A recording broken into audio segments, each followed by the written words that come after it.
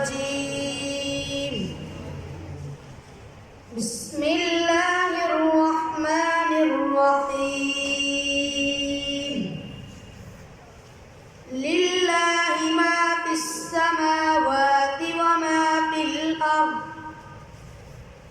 وإن تبدوا ما في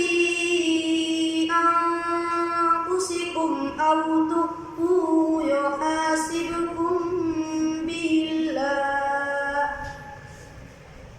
فيغفر لمن يشاء ويعذب من يشاء والله على كل شيء قدير آمن الرسول بما